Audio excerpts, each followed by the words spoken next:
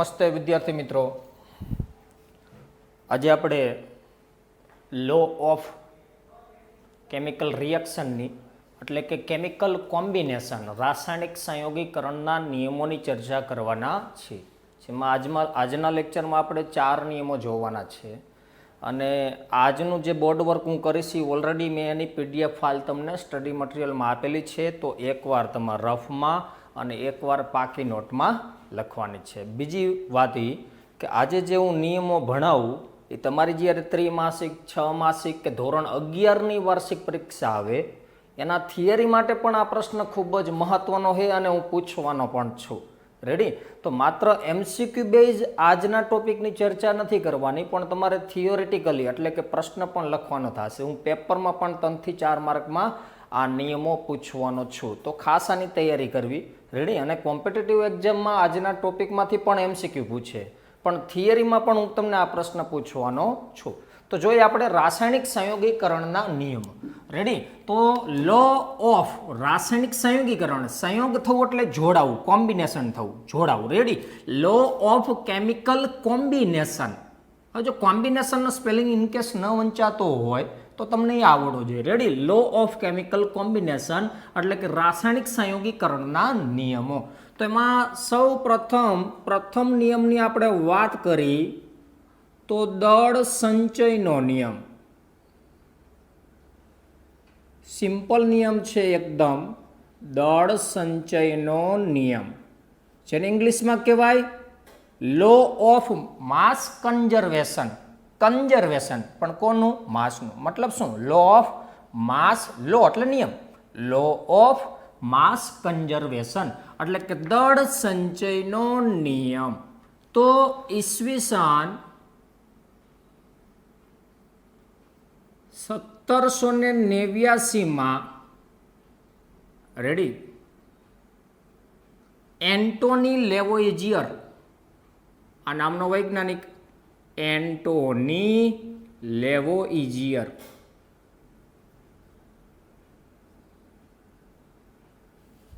તો ઈસવીસન 1789 એન્ટોની લેવોઇઝિયરે દળ સંચયનો નિયમ આપ્યો. તો ઈસવીસન 1789 એન્ટોની લેવોઇઝિયરે દહન પ્રક્રિયાનો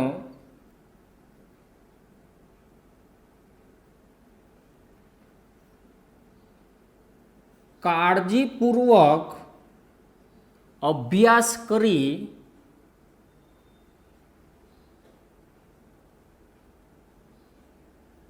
નીચે મુજબનો નિયમ આપ્યો. નીચે મુજબનો નિયમ રજૂ કર્યો. રેડી? દહન પ્રક્રિયાનો અભ્યાસ કરી. દહન પ્રક્રિયા એટલે શું? O2 સાથેની પ્રક્રિયા. કોઈ પણ ધાતુ, અધાતુ અથવા અન્ય કોઈ પણ પદાર્થ હોય એની O2 સાથેની પ્રક્રિયા એને દહન પ્રક્રિયા કહેવાય. રેડી? તો ઈસવીસન 1789 એન્ટોની લેવોઇઝિયર નામના વૈજ્ઞાનિકે દહન પ્રક્રિયાનો કાળજીપૂર્વક અભ્યાસ કરી નીચે મુજબ નિયમ રજૂ કર્યો. રેડી? તો એ નિયમ કંઈક આવો છે મિત્રો કે દ્રવ્ય એટલે મેટર કે જે દળ ધરાવે અને જગ્યા રોકે, મતલબ કોઈ પણ પદાર્થ. રેડી? દ્રવ્યનું સર્જન કે વિનાશ શક્ય નથી.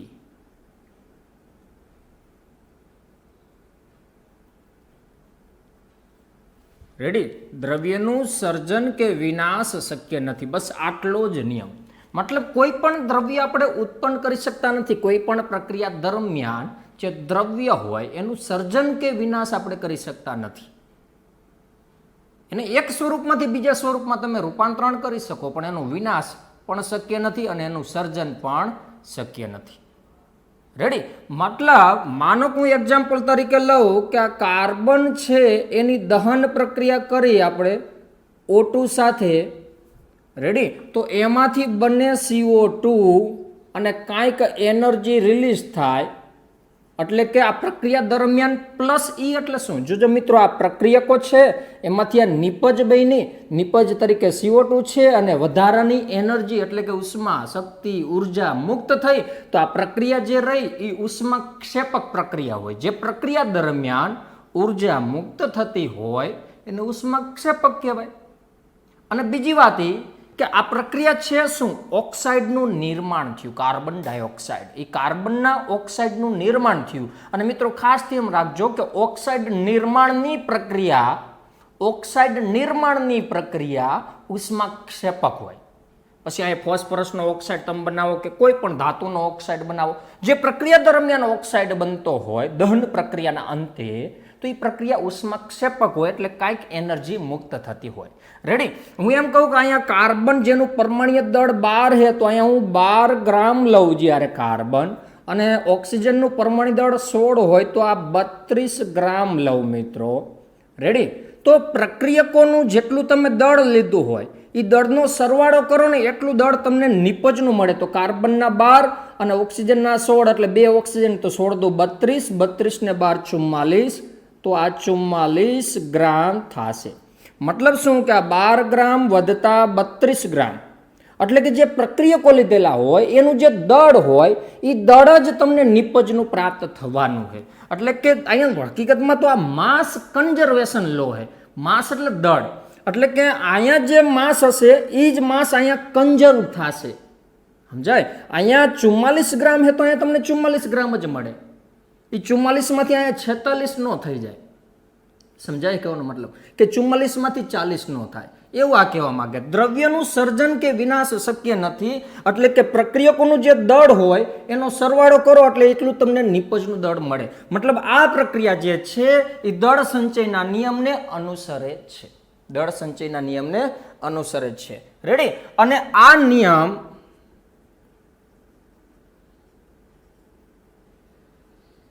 નિયમ રસાયણ વિજ્ઞાન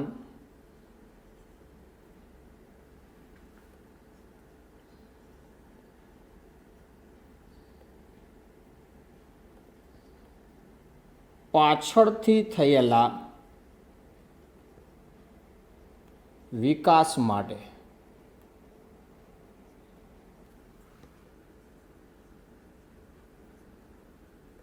પાયારૂપ બન્યો.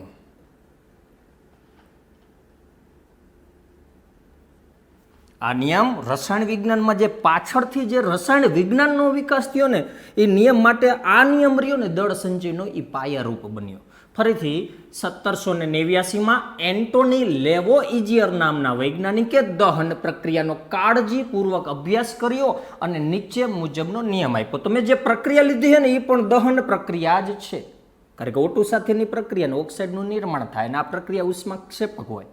તો કાર્બન 12 ગ્રામ હોય, ઓક્સિજન O2 છે, એક ઓક્સિજનનું પરમાણ્વીય દળ 16 છે. પરમાણ્વીય દળ શું છે આપણે આગળ ભણશું. હું થોડાક તત્વોના પરમાણ્વીય દળ આપીશ, તમને યાદ રાખવાના હોય. જોકે હકીકતમાં તો યાદ ન રાખવાના હોય, પણ છતાંય સરળતા ખાતર અમુક તત્વોના પરમાણ્વીય દળ તમે યાદ રાખી લ્યો તો આ ચેપ્ટરમાં તમને કોઈ પણ દાખલા ગણવા હોય તો બહુ મજા આવશે.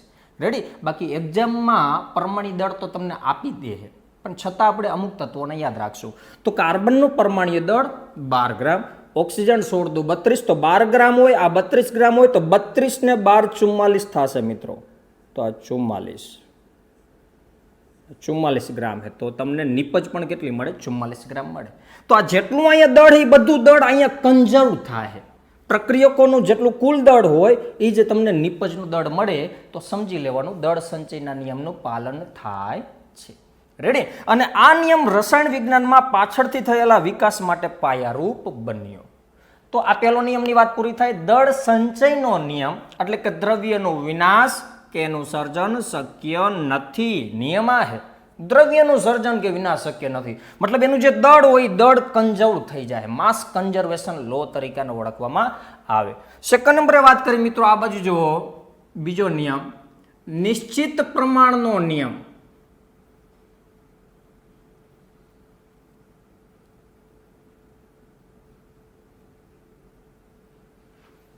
નિશ્ચિત પ્રમાણનો નિયમ. રેડી? તો આ નિયમ ફ્રેન્ચ વિજ્ઞાની જોસેફ પ્રાઉસ્ટ નામના વૈજ્ઞાનિક આપ્યો. રેડી? આ નિયમ કોણ આપ્યો? ફ્રેન્ચ વિજ્ઞાની જોસેફ પ્રાઉસ્ટ. તો એણે શું વાત કરી કે સંયોજનમાં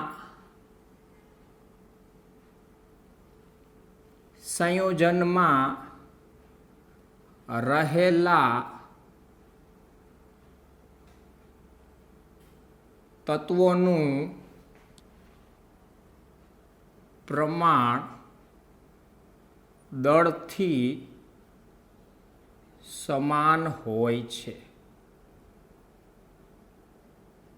આ નિયમ થઈ ગયો કે સંયોજનમાં રહેલા જે તત્વો હોય એનું પ્રમાણ દળથી સમાન હોય, ફિક્સ હોય. માનો કે હું તમને એક વાત કરું કે પ્રાઉસ્ટ નામના વૈજ્ઞાનિકે શું કર્યું? એને અભ્યાસ કર્યો. ચાલો જોઈએ આપણે શું અભ્યાસ કર્યો. તો પ્રાઉસ્ટ નામના વૈજ્ઞાનિકે કોપરનો કાર્બોનેટ એટલે કે CuCO3 જેમાં Cu નો ઓક્સિડેશનાંક +2 હોય તો આને કહેવામાં આવે છે ક્યુપ્રિક કાર્બોનેટ. કેમ? કારણ કે +2 હોય તો ક્યુપ્રિક ઇક પ્રત્યય લાગે અને +1 જો હોત તો ક્યુપ્રસ લાગે. આપણે આયનોના નામ તમને આગળ આપેલા છે. Cu+1 તો ક્યુપ્રસ અને Cu+2 તો ક્યુપ્રિક.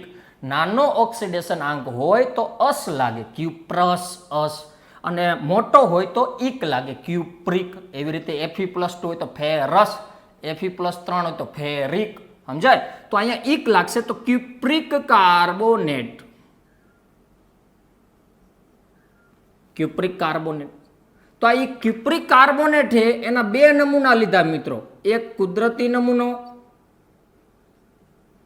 અને એક સંશ્લેષિત એટલે કે કૃત્રિમ નમૂનો. સંશ્લેષિત એટલે માનવે બનાવેલું હોય એવું. તો એના બે નમૂના લીધા અને આ બંને નમૂનામાં મિત્રો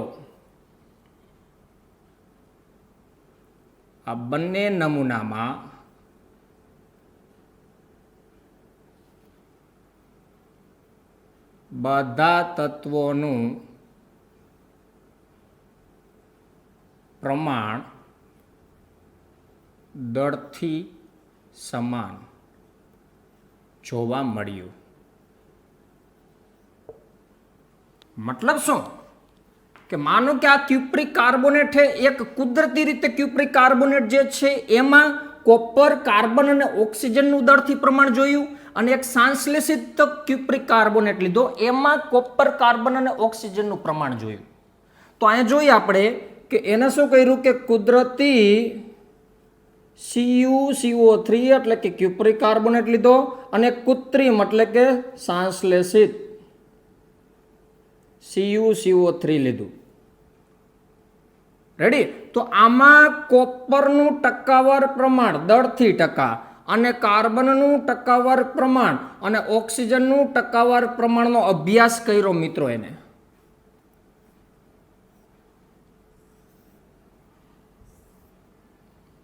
સમજાય કેવાનો મતલબ મિત્રો?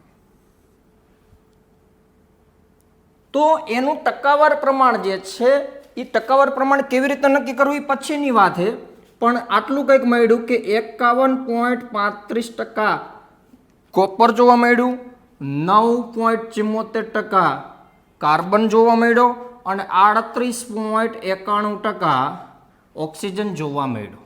અને આ ત્રણનો સરવાળો કરો તો 100% જ મળે મિત્રો. સમજો કે કુદરતી જે ક્યુપ્રિક કાર્બોનેટ છે એમાં કોપરનું ટકાવાર પ્રમાણ આટલું છે, કાર્બનનું ટકાવાર પ્રમાણ એટલે કે પર્સન્ટેજ ઓફ કાર્બન 9.74% છે અને પર્સન્ટેજ ઓફ ઓક્સિજન 38.91% છે.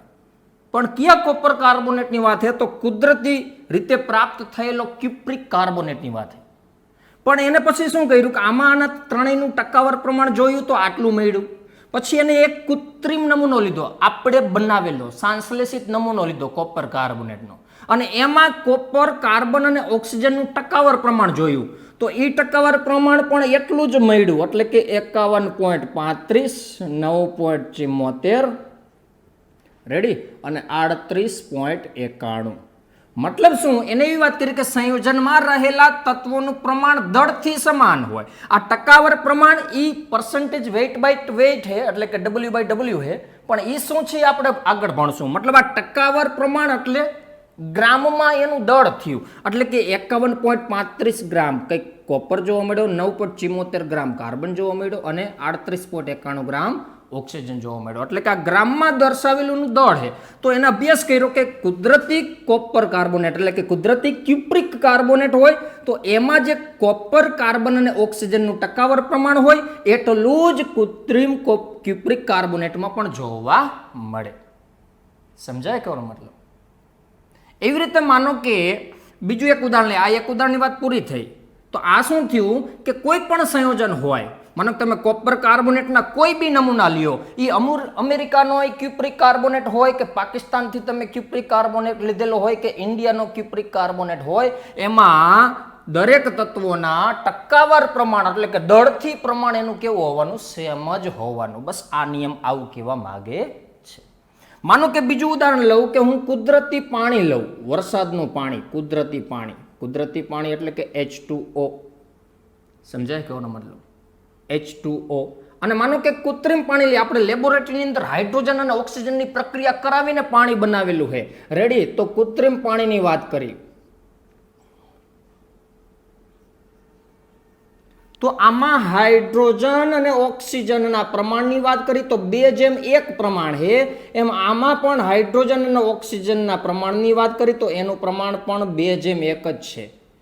મતલબ નમૂનો ગમે તે હોય, કુદરતી નમૂનો હોય તોય ભલે, કૃત્રિમ નમૂનો હોય તોય ભલે, એમાં રહેલા મતલબ એમ કહી શકીએ કે આમાં H2 છે, હાઇડ્રોજન એટલે 2 ગ્રામ, તો 2 ગ્રામ H2 મતલબ 2 ગ્રામ હાઇડ્રોજન, અને ઓક્સિજનની વાત કરી, રેડી, એની સાથે ઓક્સિજન 16 ગ્રામ જોવા મળે મિત્રો. એવી રીતે આમાં પણ 2 ગ્રામ હાઇડ્રોજન અને 16 ગ્રામ ઓક્સિજન જોવા મળે.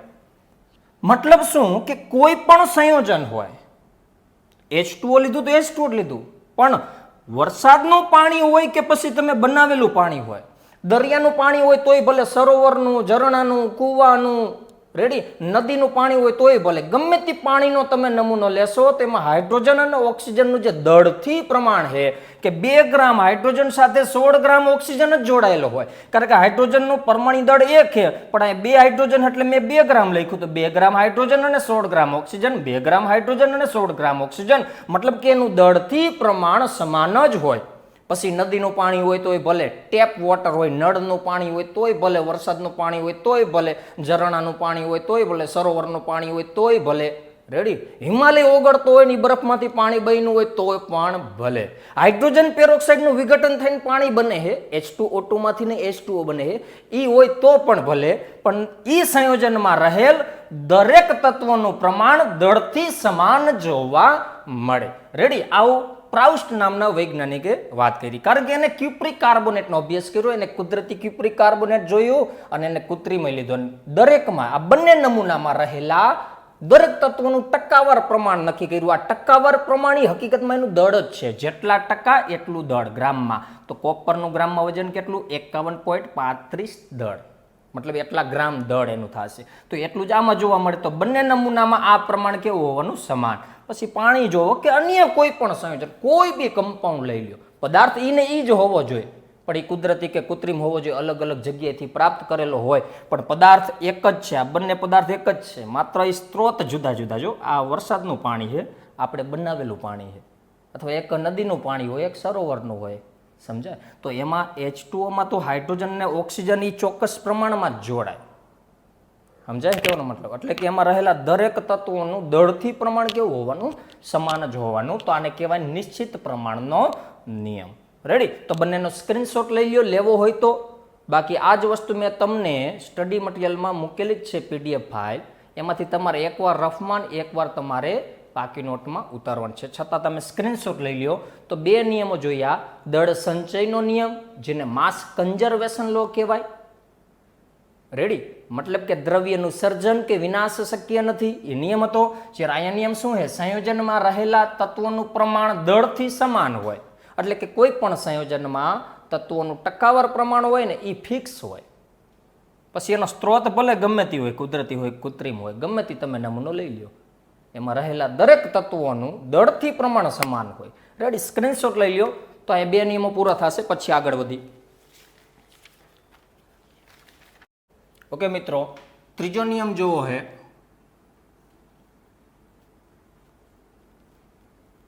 ગુણક પ્રમાણનો નિયમ.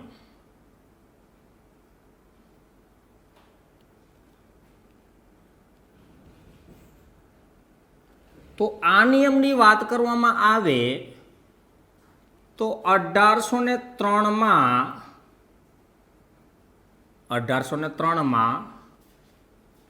જોન ડાલ્ટન નામના વૈજ્ઞાનિકે ગુણક પ્રમાણનો નિયમ રજૂ કર્યો. રેડી, તો આ નિયમ શું છે કે બે તત્વો સંયોજાઈને એટલે કે જોડાઈને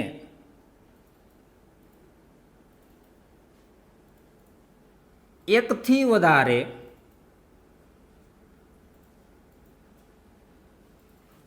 વધારે સંયોજન બનાવે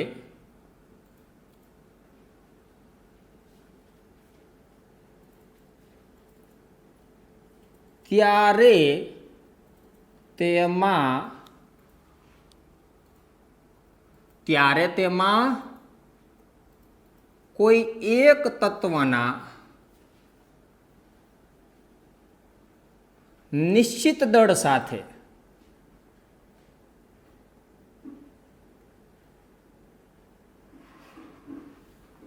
રેડી, ત્યારે તેમાં કોઈ એક તત્વના નિશ્ચિત દળ સાથે જોડાતા બીજા તત્વના દળને સાદી નાની પૂર્ણાંક સંખ્યામાં દર્શાવી શકાય.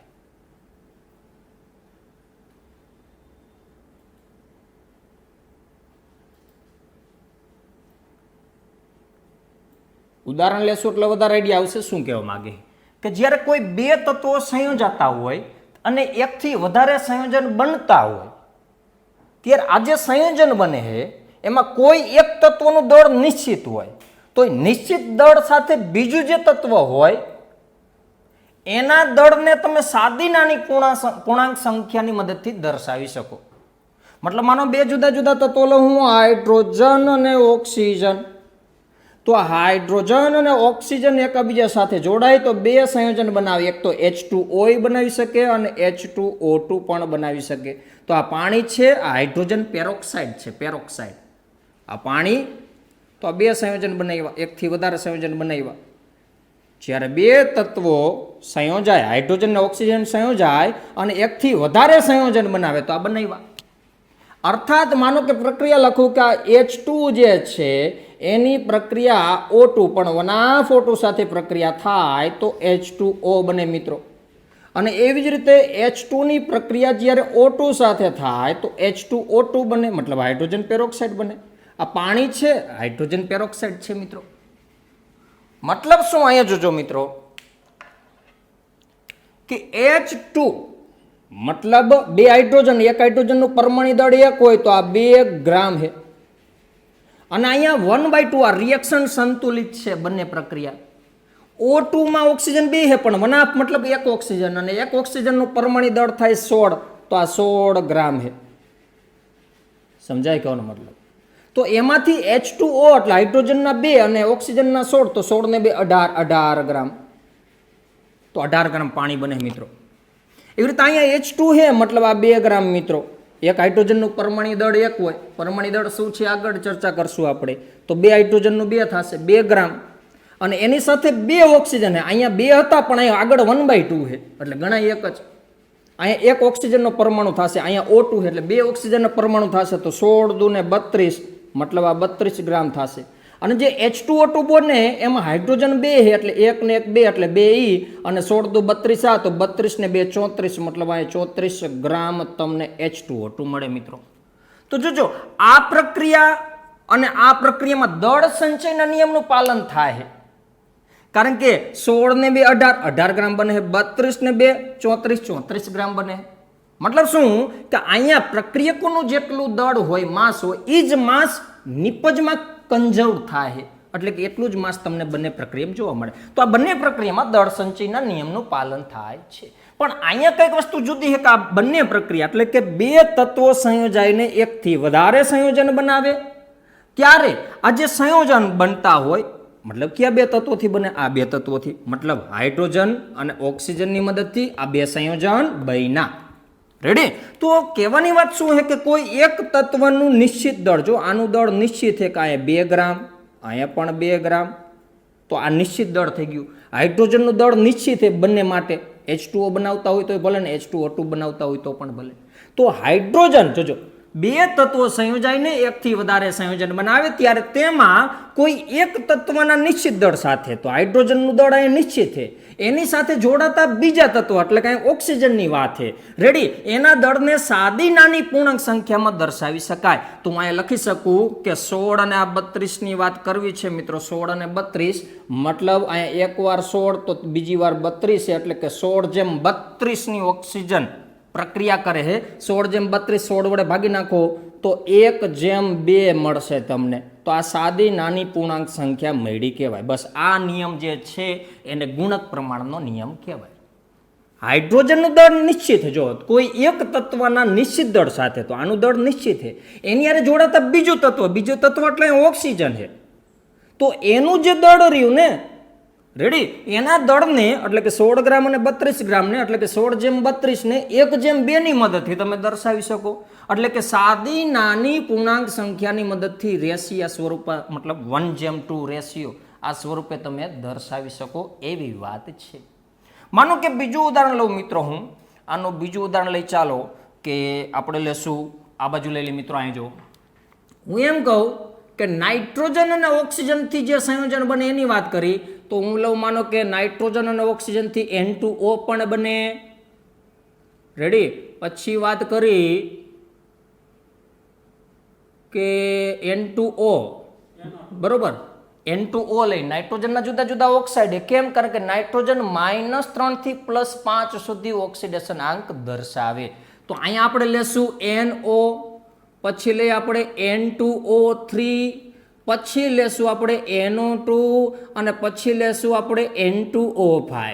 મિત્રો ભલે આ તો વધારાની માહિતી છે. માનો કે આમાં નાઇટ્રોજનના ઓક્સિડેશન આંકની વાત કરું તો +1 બને, આમાં +2 બને, આમાં +3 બને, આમાં +4 બને અને આમાં +5 બને. ઓક્સિડેશન આંક ગણવાની કોઈ જરૂર નથી. આ તો તમને કીધું કે જુદી જુદી ઓક્સિડેશન આંક ધરાવતા નાઇટ્રોજન ઓક્સાઇડ બનાવે. હવે સમજો કે અહીંયા માનો કે હું લખું કે N નું દળ, નાઇટ્રોજનનું દળ. હવે એક નાઇટ્રોજનનું પરમાણુ દળ 14 હોય, યાદ હોય તો. કારણ કે હું કહું યાદ રાખજો, હાઇડ્રોજનનું 1, ઓક્સિજનનું 16, કાર્બનનું 12, નાઇટ્રોજનનું 14. પણ જો કે પરમાણુ દળ આપણે આગળ જોવાના છે. તો નાઇટ્રોજનનું 14 હોય પણ બે નાઇટ્રોજન છે, તો અહીંયા કેટલું થશે? 14 28. અહીંયા એક જ નાઇટ્રોજન છે તો 14, આમાં બે નાઇટ્રોજન છે તો 14 28. અહીંયા એક જ નાઇટ્રોજન છે તો 14, આ નાઇટ્રોજનનું દળ થાય 14 28, તો 28. તો આ નાઇટ્રોજનનું દળ થયું મિત્રો. એવી રીતે હું આ લઉં ઓક્સિજનનું દળ. ઓક્સિજનનું દળ, એક ઓક્સિજન છે, એક ઓક્સિજન એટલે 16. જેમ નાઇટ્રોજનનું 14 છે પરમાણુ દળ, એમ ઓક્સિજનનું 16 હોય.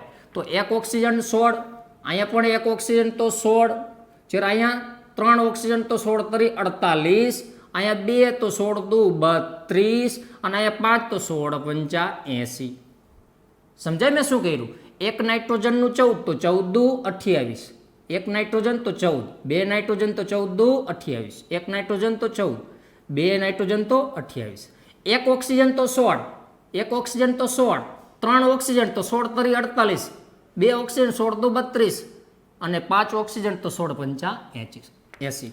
રેડી? હવે હું અહીંયા નાઇટ્રોજનનું નિશ્ચિત દળ લઈ લઉં. આ તત્વનું દળ આપણે નિશ્ચિત લઈ લઈએ. ચાલો નિશ્ચિત તરફ હું કેટલું લઉં? માનો કે નાઇટ્રોજનનું હું 14 લઉં, તો આપણને અહીંયા ઓક્સિજનનું દળ કેટલું મળે સમજો. જોજો નાઇટ્રોજનનું દળ આમાં N2O માં 28 છે, ત્યારે ઓક્સિજન દળ 16 છે.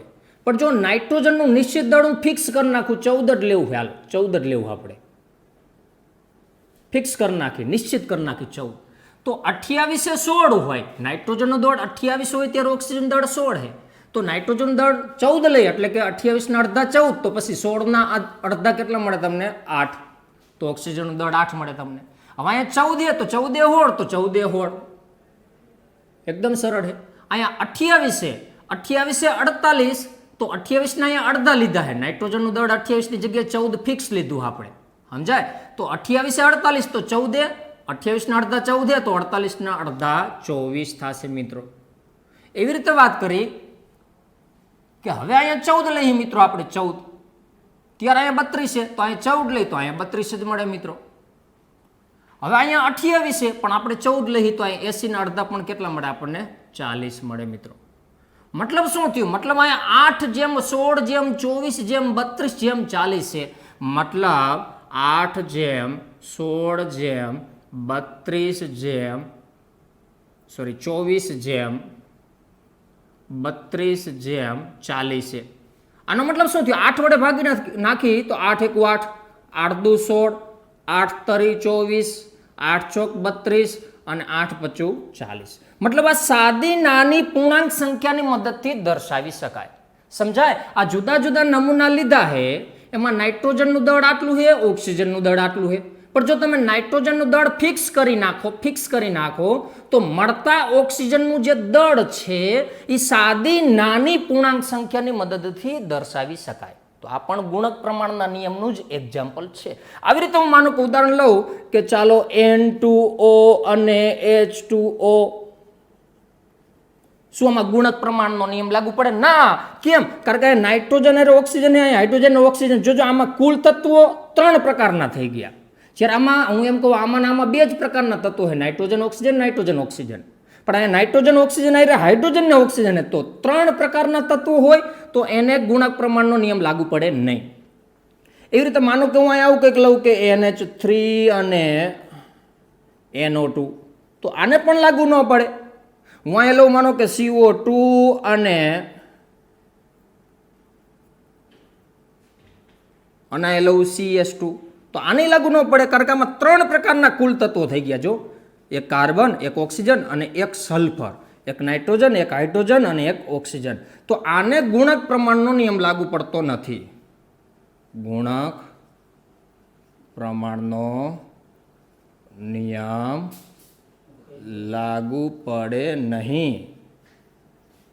રેડી? પણ હું આવું કંઈક લઉં કે CO અને CO2,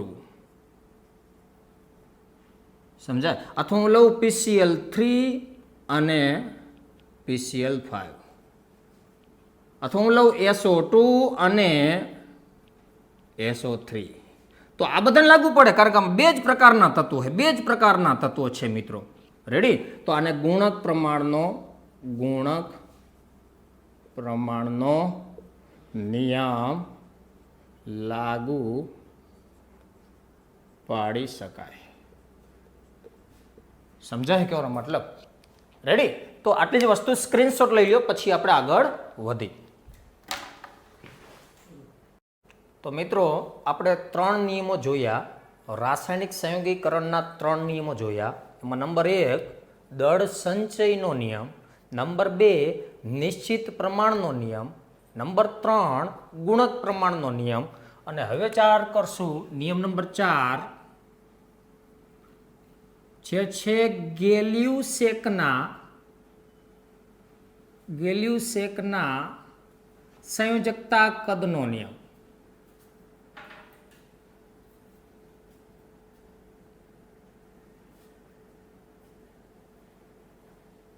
તો આ નિયમ ગેલ્યુસેકે આપ્યો મિત્રો, અને ગેલ્યુસેકે 1808માં આ નિયમ આપ્યો. તો ગેલ્યુસેકના સંયોજકતા કદનો નિયમ શું છે? તો જોઈએ આપણે કે રાસાયણિક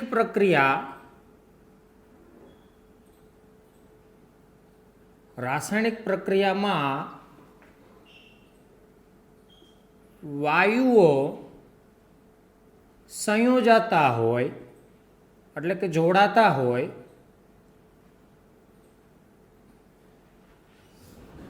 અથવા તો ઉત્પન્ન થતા હોય, કોઈ પણ વાયુ સંયોજતા હોય અથવા તો ઉત્પન્ન થતા હોય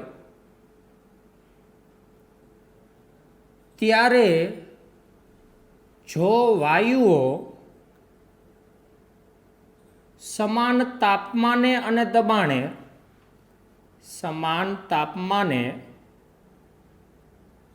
અને દબાણે હોય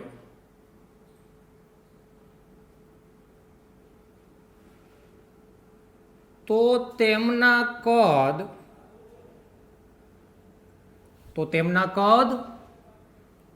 સાદા ગુણોત્તરમાં હોય છે.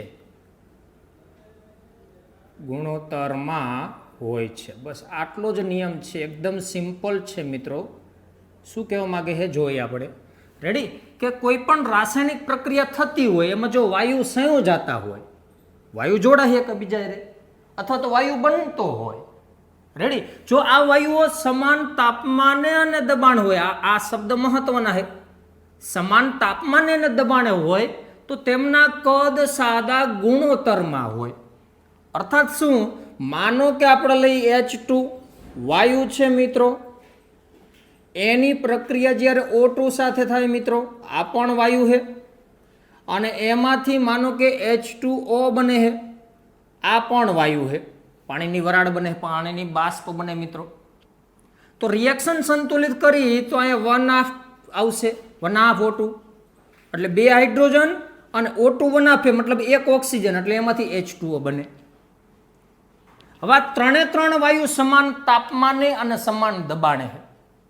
એક જ પાત્રની અંદર H2 ની O2 હારે પ્રક્રિયા કરાવતા હોય અને પાણીની બાષ્પ બનતી હોય એક જ પાત્રની અંદર, તો એમાં દબાણી સમાન જ હોવાનું ને તાપમાની સમાન જ હોવાનું. મતલબ કે ત્રણ વાયુ માટે તાપમાન અને દબાણ સમાન છે. એટલે કે સમાન તાપમાને અને દબાણે તો એના જે કદ હોય એ સાદા ગુણોત્તરમાં હોય અથવા એને સાદા ગુણોત્તરમાં દર્શાવી શકાય. અર્થાત શું? માનો કે હું એમ કહું કે આ 100 ml મિલીલીટર ml, કારણ કે આ કદ છે, દળ નથી લેવાનું. જો દળ સંચયનો નિયમ એવો હતો કે 100 ગ્રામ આ લ્યો, 50 ગ્રામ આ લ્યો તો 150 ગ્રામ મળે. અહીંયા સરવાળો કરતા હતા. અહીંયા એવું નથી, અહીંયા કદ છે, વોલ્યુમ છે, અહીંયા દળ હતું, માસ હતું. દળ સંચયના નિયમમાં એવું કહેતા હતા આપણે કાર્બનની O2 હારે પ્રક્રિયા કરીને CO2 બનાવ્યું તો 12 ગ્રામ અને 32 ગ્રામ, તો 12 ને 32 44, તો 44 ગ્રામ CO2 બનતો હતો. માસ કન્ઝર્વ થતો હતો.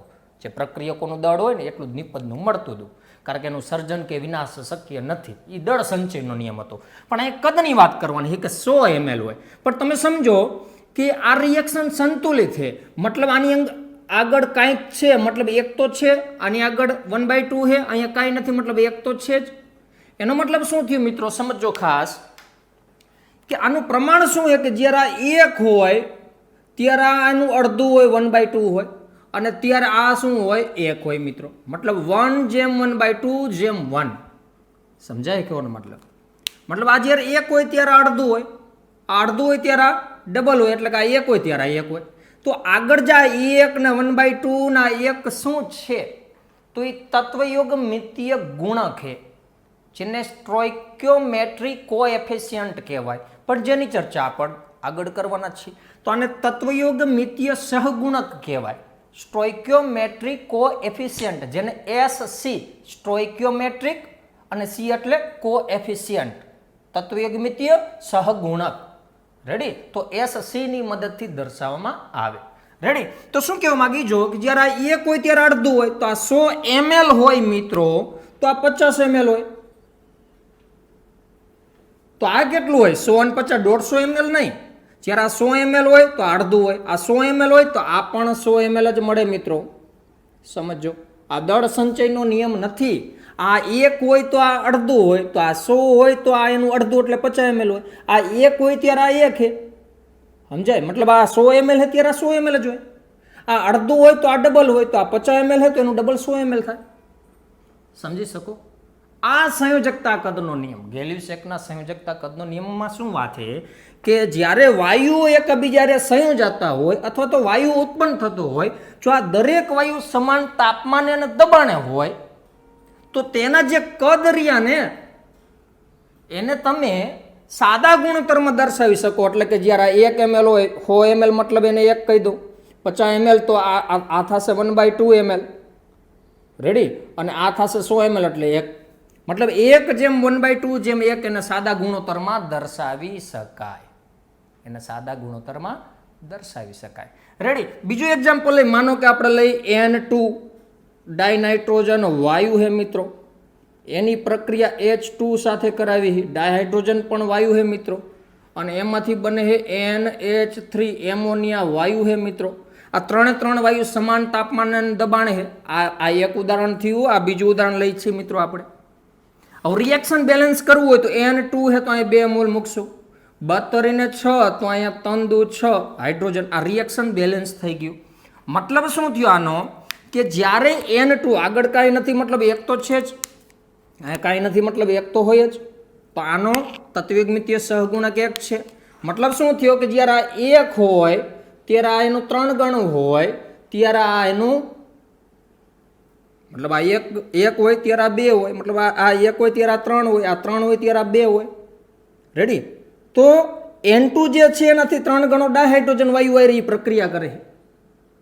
સમજાય કેવાનો મતલબ? તો આ એનું મૂલ્ય છે, રેશિયો છે, પ્રમાણ છે. હવે જો માનો કે હું અહીંયા N2 100 ml લઈ લઉં, ચાલો, તો 1 હોય ત્યારે 3 હોય, તો 100 હોય ત્યારે 300 હોય, તો આ 300 ml વપરાશે. તો આ કેટલું બને? આ 1 હોય ત્યારે 2 છે, તો આ 100 હોય ત્યારે 200 ml હોય, તો 200 ml થશે મિત્રો. સમજાય કેવો નંબર? 100 અને 300 400 નથી કરવાના. આ કદ એ દળ નથી, દળ સંચયનો નિયમ નથી, કદની વાત છે. ગેલિવસેકના સંયોજકતા કદનો નિયમ 1808 માં આપ્યો મિત્રો. એને શું વાત કરી કે કોઈ પણ રાસાયણિક પ્રક્રિયામાં જ્યારે વાયુ સંયોજાતા હોય અથવા તો વાયુ ઉત્પન્ન થતો હોય, જો આ દરેક વાયુ સમાન તાપમાને અને દબાણે હોય તો તેના જે કદ રહ્યા ને એ સાદા ગુણોત્તરમાં હોય. મતલબ શું? 100 જેમ 300 જેમ 200, મતલબ 1 જેમ 100 વડે ભાગી નાખો, 100 વડે ભાગી એટલે 1, અને 100 વડે ભાગી તો 3, અને આને 100 વડે ભાગી તો આ 2, તો 1 જેમ 3 જેમ 2 થાય. આને મેં કેટલા વડે ભાગ્યું? 100 વડે ભાગ્યું તો 1, અને 100 વડે ભાગી તો 50 ના છેદમાં 100 એટલે 1/2, અને 100 વડે ભાગી તો 1. સમજાય? મતલબ અહીંયા જે વાયુઓ લીધેલા છે એ સમાન તાપમાને અને દબાણે છે. સમજાય? એકદમ સરળ છે મિત્રો, સમાન તાપમાને અને દબાણે છે. રેડી. તો આ ગેલિવસેકના સંયોજકતા કદનો નિયમ થયો. ધ્યાન રાખજો, આડાવડા નિયમો ન થાય. અત્યારે માત્ર આપણે 4 નિયમો જ ભણવા છે, અને ફરીથી કહી દઉં કે આ 4 નિયમ જે છે એ થિયરી માટે ખૂબ જ ઉપયોગી છે, અને આપણે જ્યારે થિયરીની એક્ઝામ લેશું ત્યારે આ 4 નિયમો હું પૂછવાનો છું મિત્રો. રેડી. આમાંથી MCQ પણ પૂછશે. તો રાસાયણિક સંયોગીકરણના આજે 4 નિયમો જ ભણવા છે.